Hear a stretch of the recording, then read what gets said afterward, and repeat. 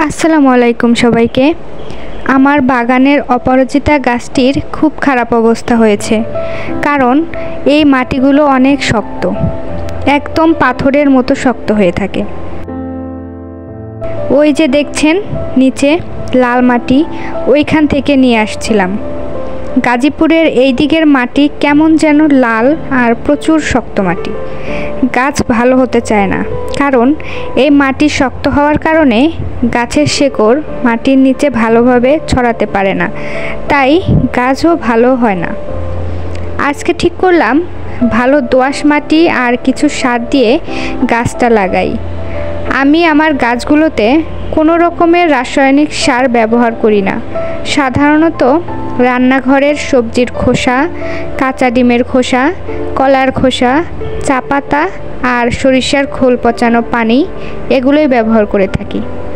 যেহেতু টবের মাটিগুলো সীমাবদ্ধ অবস্থায় থাকে, গাছের শেকড় খুব একটা গভীরে যাওয়ার সুযোগ পায় না, তাই টবের মাটিতে গাছ লাগালে একটু আলাদাভাবে কেয়ার নিতে হয়। এখানে আমি কিছু সবজির খোসা দিয়েছি,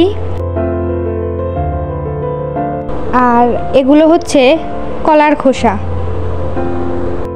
কলাতে রয়েছে প্রচুর পটাশিয়াম, ক্যালসিয়াম, ফসফরাস এবং ম্যাগনেসিয়াম। এগুলোর সমন্বয়ের ফলেই কলার খোসা ভেজানো পানি গাছের বৃদ্ধিতে সাহায্য করে। এই কলার খোসা দেওয়ার আরেকটি উপায় হচ্ছে এই খোসা ভেজানো পানি, ইংরেজিতে ব্যানানা ওয়াটার বলে। যারা বাগান করেন তারা মূলত এটা জানেন। ইনডোর ও আউটডোর গাছের ক্ষেত্রে সপ্তাহে যে সময়সূচি মেনে পানি দেওয়া হয়, সেভাবেই ব্যানানা ওয়াটার দেওয়া যেতে পারে। অনেকের কাছেই তার ঘরের ভেতর অথবা বাইরে থাকা গাছগুলো তাদের পোষা প্রাণীর মতো। গাছই তাদের বন্ধু ও প্রিয় সঙ্গী। গাছের বৃদ্ধির জন্য এবং গাছকে নানা রকম পোকামাকড় ও রোগের প্রাদুর্ভাব থেকে দূরে রাখার জন্যও যথেষ্ট পরিশ্রম করতে হয়। আমি এখানে কিছু ডিমের খোসাও দিয়েছি। ডিমের খোসা দেওয়ার আরেকটি উপকার হচ্ছে মাটিতে কোনো কেঁচো হয় না, আর হলেও মারা যাবে। এর কারণ হলো কেঁচোর নরম শরীর ডিমের খোসার ভাঙা অংশে লেগে কেটে যায়।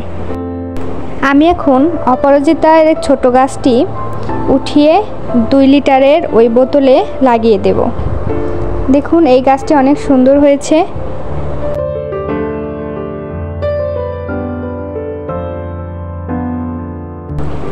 গাছটি লাগিয়ে উপরে কিছু মাটি দিয়ে দিচ্ছি।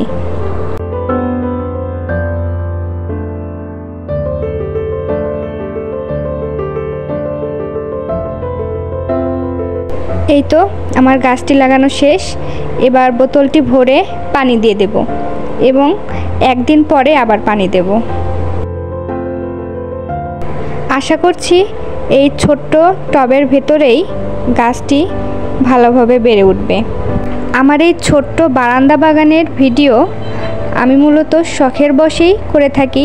আপনাদের কেমন লাগে প্লিজ কমেন্টে জানাবেন, আর আমার পাশে থেকে আমাকে অনুপ্রাণিত করবেন। আজকের মতো এই পর্যন্তই, আবার কথা হবে অন্য কোনো ভিডিওতে।